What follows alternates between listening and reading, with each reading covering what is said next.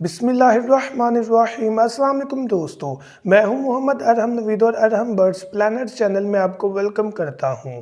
तो व्यूअर्स, आज की वीडियो का क्वेश्चन इस चीज़ के बारे में है कि क्या हम ऑस्ट्रेलियन पैरट का केज दीवार के साथ बना सकते हैं, फ्रंट पर जाली हो और बैक पर या साइड पर ईंटों से केज जो है वो बनाया जाए।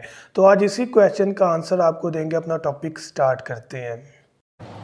अगर आपने अभी तक हमारा चैनल सब्सक्राइब नहीं किया तो अभी सब्सक्राइब करें और बेल आइकॉन को क्लिक करके हमारी लेटेस्ट वीडियोस के बारे में अपडेट जानें। सब्सक्राइब कीजिए और हम आपको लिए चलेंगे आपकी फेवरेट वीडियो की तरफ। तो फिर अपना टॉपिक स्टार्ट करने से पहले आपसे मेरा ये क्वेश्चन है कि क्या आज आपने सूरह इखलास और दुरूद इब्राहिम पढ़ा? अगर नहीं पढ़ा तो काइंडली पढ़ लीजिएगा।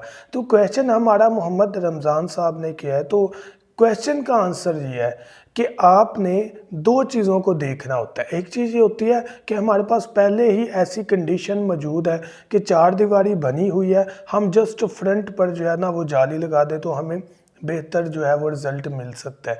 और वो जगह अमूमन कौन सी होती है? जो सीढ़ियों की, स्टेयर्स की निचली सतह होती है। तो वहाँ पर अमूमन हम बर्ड्स को रख लेते हैं। क्यों? क्योंकि उसकी जब जब ऊंचाई होती है तो केज का साइज़ भी बढ़ता चले जाता है, तो वो हमारी हाइट के मुताबिक ऑलमोस्ट हो जाता है जब जब स्टेयर्स ऊपर जाती हैं।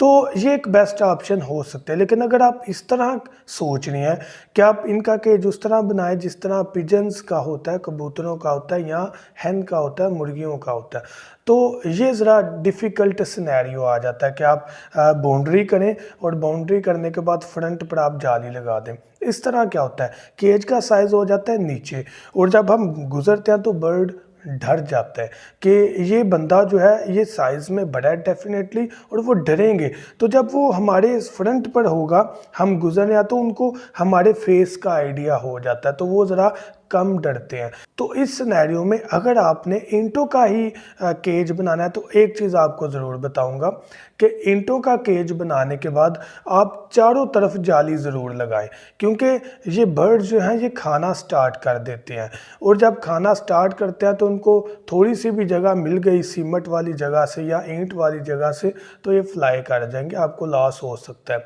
उसके अलावा जो लिजर्ड वगैरह है वो भी यहाँ पर छुप सकती है, तो आप प्रॉपर प्लस्तर करें। प्लस्तर के बाद तीनों तरफ जो है वो जाली लगाएं, और फ्रंट पर तो आपने जाली लगानी ही लगानी है।